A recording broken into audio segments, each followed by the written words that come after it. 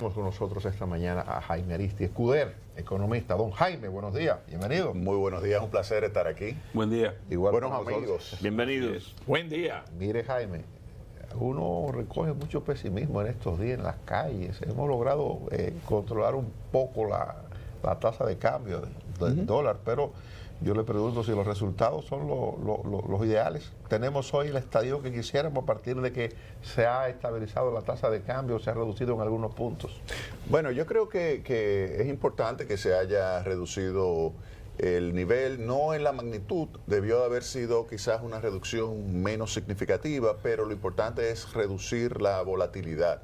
Yo creo que ahora lo que hay que mantenerla ya en una variación, que sea una variación como la que tuvimos del año 2012 hasta el año 2020, que es alrededor de 12, 15 centavos por mes de depreciación, que es lo normal, que es lo que te refiere a ti, digamos, el diferencial de tasa de inflación entre los Estados Unidos y la República Dominicana. Desde ese punto de vista, uno debería esperar cierta tendencia ascendente, pero que no sea cambios tan bruscos como lo que se estaba registrando en los primeros 3 meses del año, que si hubiese seguido así, íbamos a terminar en 70 pesos por uno. Afortunadamente se tomaron algunas medidas, creo que fue el apriete en exceso, pero lo importante es que ya se estabilizó. Ahora, lo que hay que concentrarse es en el tema del crecimiento de la economía, que se ha visto una desaceleración importante. Una desaceleración en comparación con lo que es lo normal para la economía dominicana en los últimos 30 años, que es un crecimiento del 5%.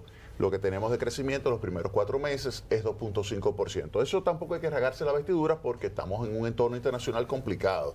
Un entorno internacional complicado en el sentido de que Estados Unidos, que es nuestro principal socio comercial, es la fuente de perturbación. En vez de ser el anclaje de las expectativas, en vez de ser el anclaje del crecimiento, pues es una fuente ahora mismo de perturbación. Perturbación por la política que está llevando a cabo Trump desde el punto de vista arancelario, una política en la cual pues uno no sabe finalmente cuál es el arancel, y el arancel que está proponiendo está alto en comparación con lo que es lo normal, y eso provoca pues entonces una ruptura de flujos comerciales que desembocan en una disminución del ritmo de crecimiento de la economía. En un entorno internacional como el que describes, a pesar de eso todavía los organismos multilaterales no han variado las expectativas de crecimiento de la economía dominicana. Pero me voy entonces a lo que puede hacer el gobierno internamente. Y ahí hay una pregunta que cada vez que tengo un economista de frente se la hago. Hay mucha preocupación y ha habido muchas observaciones en la dirección de que el nivel de inversión del gobierno está demasiado bajo. No se pudieron conseguir los ingresos para mejorarlo con la reforma que se planteó el año pasado. Y entonces la pregunta sería, ¿qué hacer? Aumentar el déficit y tomar más prestado, pero para invertir, ahora mismo está tomando prestado básicamente para cubrir las necesidades, o simplemente dejar la inversión en el nivel que está. Comienzo con la primera afirmación que señalaste de que los organismos internacionales no han reducido el ritmo de crecimiento. A nivel global ya lo redujeron en medio punto porcentual. En el caso de República Dominicana de 4.5 a 4. Pero el Banco Central redujo de 3.5 a 4 porque, tal como habíamos señalado, en realidad ese crecimiento esperado de 4 a 4.5 que había estimado el Banco Central estaba muy por encima de lo que el entorno internacional nos estaba condicionando. Y por lo tanto, nosotros lo que pensamos es que va a quedar entre 2.5 y 3. Que quede entre 2, 3 sería algo extraordinario. Entonces ahora vamos a ver qué se puede hacer. Mira, tú puedes tener política fiscal, política monetaria. Vamos a tomar la política fiscal. La política fiscal, tú tienes la inversión pública. La inversión pública ahora mismo está en un nivel que históricamente es muy bajo. Si tú lo comparas con el 8% del general Trujillo, el 6.5% del presidente Balaguer, el 5% del presidente Hipólito Mejía, el 4.5% del presidente Fernández, o el 3.7%, 4% del presidente Danilo Medina. Ahora mismo lo que tú tienes es un nivel que está entre 2 y 2.2%, y con ese nivel de inversión pública es difícil tú poder alcanzar un ritmo de crecimiento del 5%. No es imposible, pero es muy difícil. ¿Por qué? Porque hay una complementariedad, inversión pública, inversión privada. Entonces, la inversión pública está limitada por el hecho de que tú tienes una situación en la cual, como tú muy bien señalas, tú tienes un déficit público del 3% del Producto Interno Bruto. Si tú aumentas la inversión pública y no reduces el gasto corriente, necesitarías tener un mayor déficit público. Entonces, ¿qué se puede hacer? Y ahí voy a responderte. ¿Qué se puede hacer? Bueno, en primer lugar, hay que tratar de que aumente la inversión privada. La inversión privada es el 85% de toda la inversión. En consecuencia, lo que hay que tratar es de atraer recursos al sector privado para que se pueda generar esa expansión. ¿Cómo lo debes hacer? Hay que, en primer lugar, tú tienes que recuperar recursos que se fueron del país, que están en el extranjero, que están depositados, y aprovechando de que en Estados Unidos, por ejemplo, un extranjero no paga impuestos por sus ingresos por intereses o ganancia de capital, y atraérselo otra vez a la economía dominicana. No importa que tú lo tengas allá, no importa cómo tú lo llevaste, pues que tú lo puedas traer a República Dominicana sin pagar impuestos. Primer elemento, es decir, vamos a promover una atracción de capitales dominicanos que están en el extranjero, que puedan invertirse aquí sin que tú tengas que decir ni de dónde lo sacaste, ni si pagaste impuestos cuando te lo llevaste, ni si cómo lo obtuviste Pero allá. eso parecería contrario a la lógica de lo que el gobierno ha procurado últimamente. No.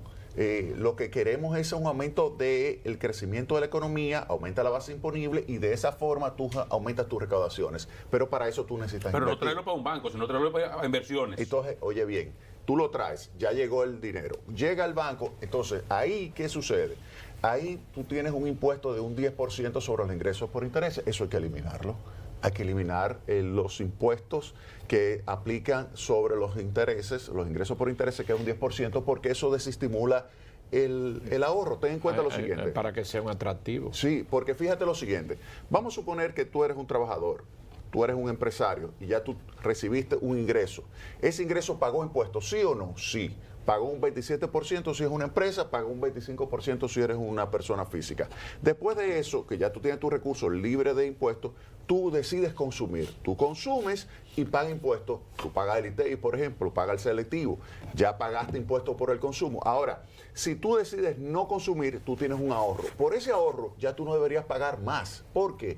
Porque es que ya tú pagaste por lo que originó esos recursos que tú estás ahorrando, que es ese ingreso por el trabajo. Ese ingreso que ahora tú tienes y que no consumiste y que ahora lo conviertes en ahorro, es un ahorro que se convierte en un consumo futuro. Cuando consuman el futuro deberías pagar impuestos, pero mientras sea ahorro y retorno de ahorro, que es un premio por tú posponer el consumo, no deberías pagar.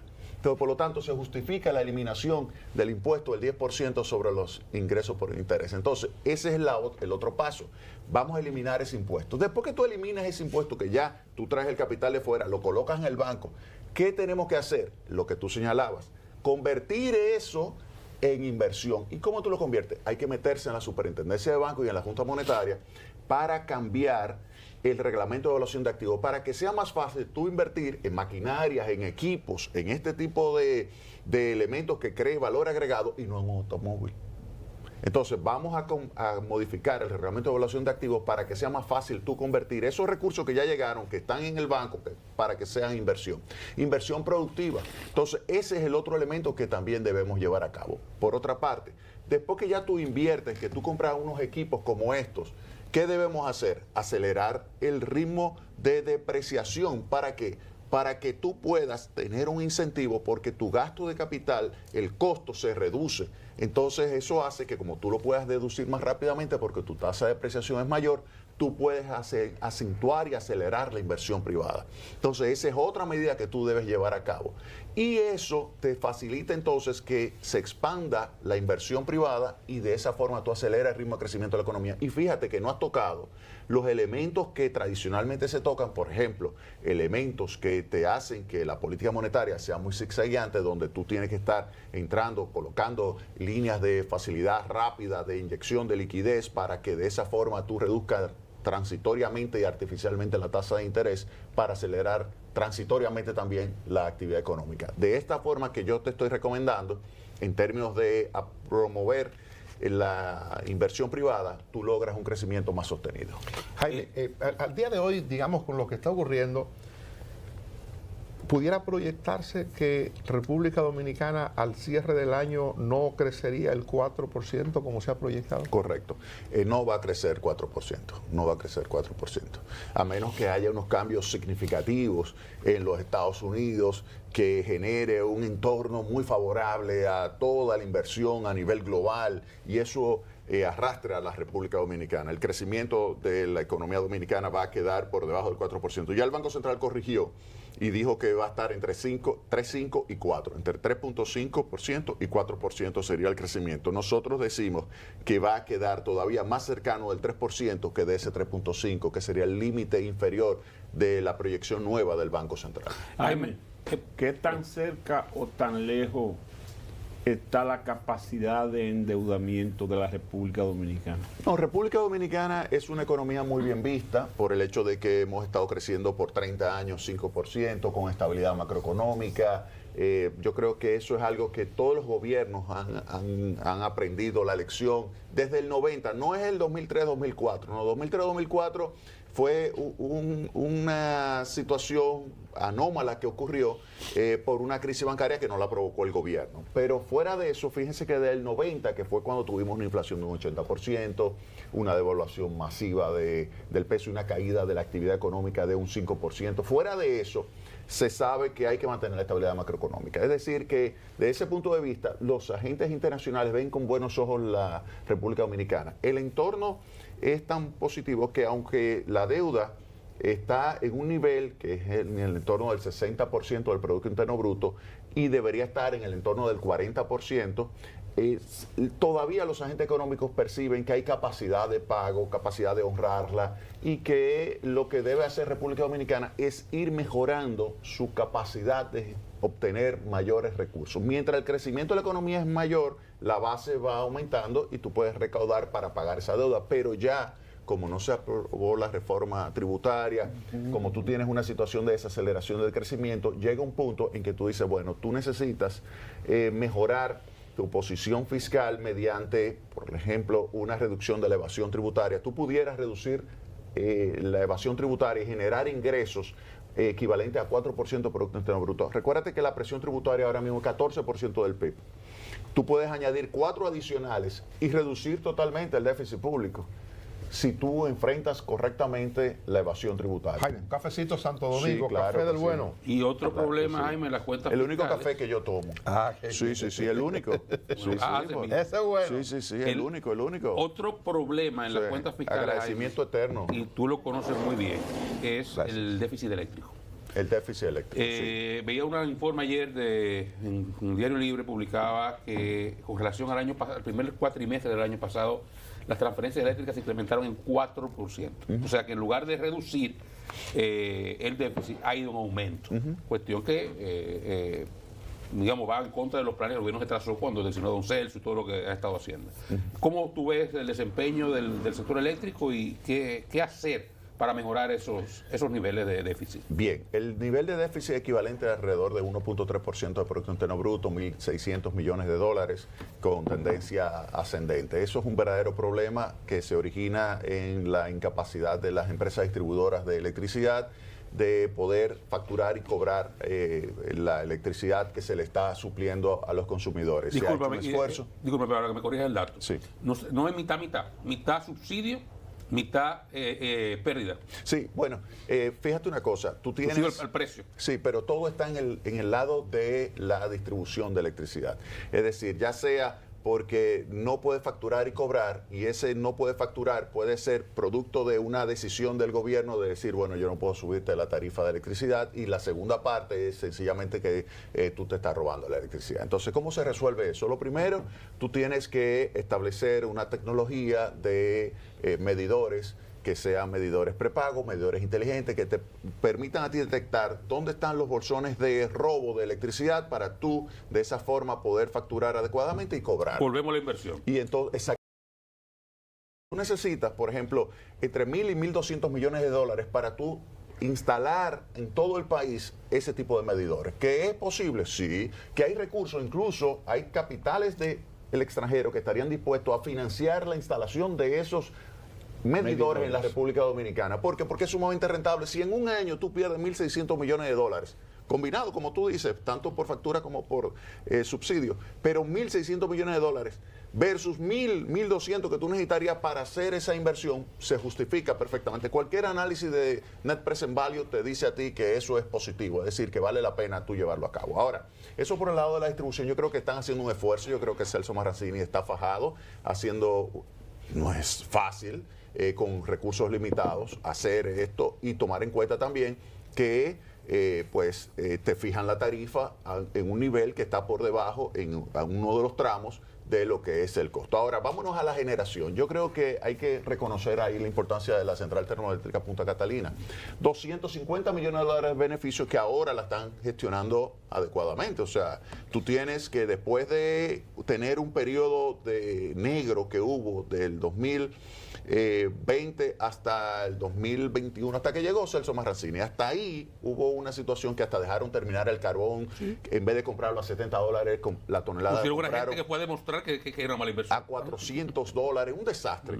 Ahora Punta Catalina está generando lo que habíamos señalado, 205, que fue lo que la dejamos nosotros, 250 millones de dólares de beneficio, y le genera un ahorro anual a las empresas distribuidoras de electricidad, porque en vez de comprarle un mercado spot más alto, se lo venden a un precio muchísimo más bajo.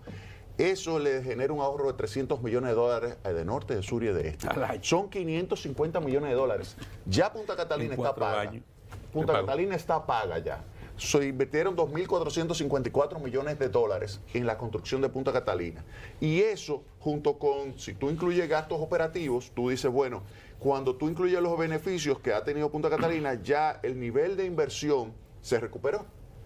Y eso le ha generado un tremendo aporte positivo al sector eléctrico, que fuera una situación insostenible si no existiera. Y un elemento que no ha citado, Jaime, que te lo adiciono, que el ingreso al mercado de Punta Catalina a inyectar energía provocó que otras empresas invirtieran dinero para transformar su matriz energética a gas natural para poder competir.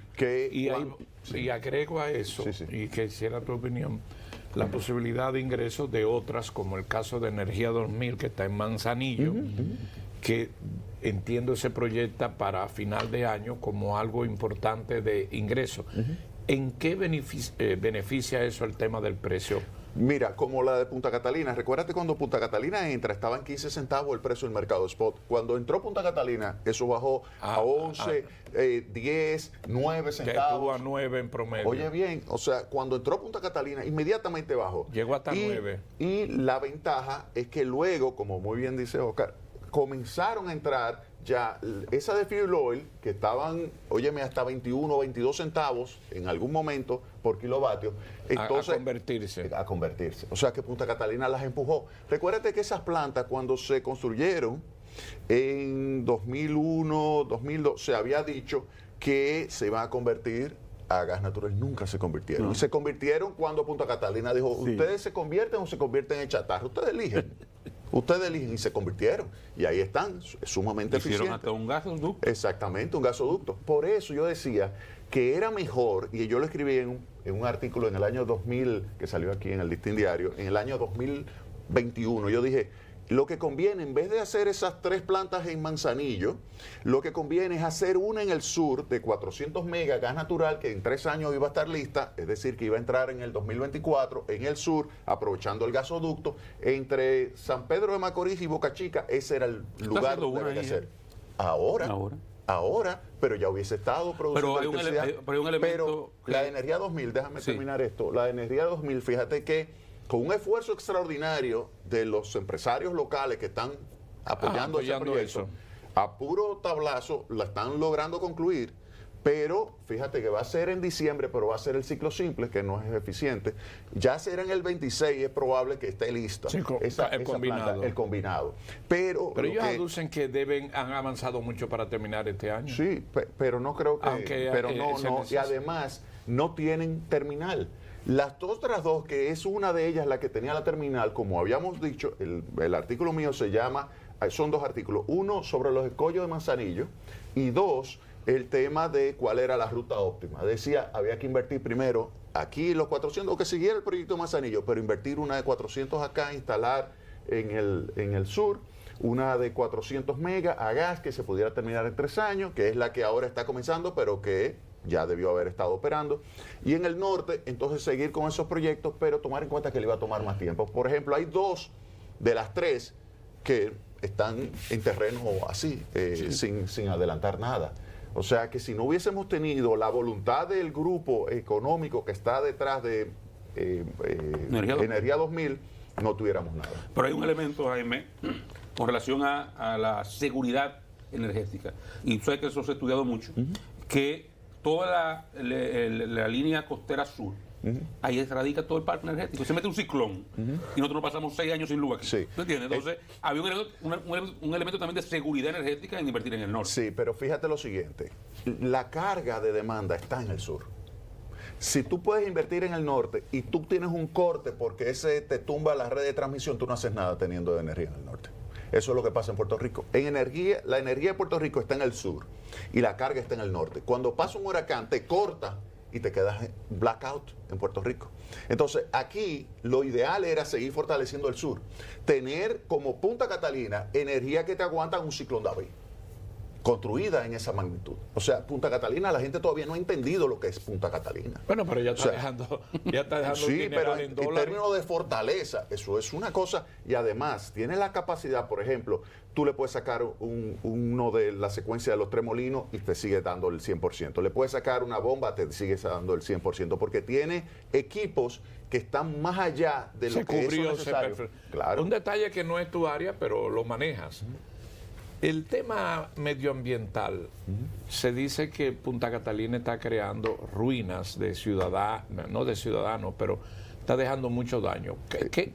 Totalmente incorrecto. ¿Y por qué no sale eso a aclararse? No, pero se ha aclarado. Lo de se ha la ceniza. aclarado, se ha aclarado. Fíjate lo siguiente. Toma los equipos que tú tienes ahí en Punta Catalina. Aquí no hay ninguna empresa en el sector industrial, puede ser cementero, lo que tú quieras. Ninguna empresa tiene los equipos de calidad de aire que tiene la Central Termoeléctrica Punta Catalina. Los equipos que tiene esa son los mismos equipos que tienen las mejores plantas de carbón en Alemania o en Estados Unidos, las mejores. Acuérdate que las plantas de carbón en Estados Unidos tienen 40 años, no tienen esos equipos que tiene Punta Catalina. Punta Catalina, recuérdate que cuando los bancos europeos decidieron financiar es porque establecieron toda una normativa en términos de calidad del aire y de equipos, que son alemanes esos equipos que capturan 99% de todo lo que son los contaminantes. Es decir, que uno no se debe dejar llevar por una campaña que se le hizo a Punta Catalina, que en realidad era una campaña que lo que se quería era que no entrara en operación. Y ahí está. Que no está se hiciera. operando, y está operando Punta Catalina y está generando tremendos beneficios para el sector eléctrico y para el pueblo dominicano. Hay un tema del uso de la ceniza para el sector cementero que aún no se ha logrado corregir, entiendo. Sí, ahí se utiliza, pero no en la cantidad que se debería estar utilizando. Y por eso todavía se están utilizando, hay parques de ceniza.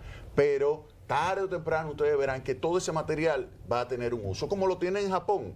Japón, todo el material se utiliza. Ustedes verán que las cenizas de Punta Catalina también se van a utilizar para el sector construcción, ya sea para hacer Dicen bloques. que los intereses de los cementeros parece que dificulta eso. No, ellos lo utilizan, o sea, No, incluso, la cantidad. exactamente, ellos incluso lo utilizan. Ellos, durante las pruebas de Punta Catalina, lo recuerdo, los camiones de la cementera yendo a buscar ese tipo de Porque material. Punta Catalina produce más ceniza de la que ellos requieren. Sí, pero ahí es que va a quedar. Tarde o temprano se van a hacer las modificaciones que haya que hacer para que se pueda incluso poder exportar ese material. Jaime, antes de que se nos vaya, ¿han hecho ustedes algún estudio de lo que pudiera economizarse al Estado con el tema de la refundación de instituciones públicas, de ministerios y instituciones que se solapan? Mira, lo que se ha tomado de medidas es muy poco los recursos que se van a obtener. Yo creo que se puede hacer todavía muchísimo más en términos de fusiones, pero ya se comenzó. Yo creo que es un paso de avance ese de decir, bueno, por lo menos vamos a comenzar a fusionar algunas de las instituciones, vamos a eliminar otras, pero yo creo que lo más importante con relación al gasto público es definir una orientación de que sea un gasto basado en resultados. Y en un minuto, Jaime, Sí. y a partir del ingreso, ¿justifica o no el presidente, se justifica o no al presidente la decisión de desestimar definitivamente en su periodo una nueva reforma fiscal? Mira, yo creo que se puede hacer una nueva reforma tributaria, explicándola bien, elaborándola de tal manera que beneficie a los segmentos más pobres del país, no que los perjudique. Yo creo que se puede hacer una reforma y obtener recursos, también reduciendo lo que sería la evasión tributaria, porque con el sistema actual, vuelvo y te repito, tú puedes conseguir 4 puntos del PIB, que es más del doble de lo que tú ibas a conseguir con esta reforma tributaria que fue rechazada. Jaime, gracias por tu tiempo. Un placer. Jaime Escudero.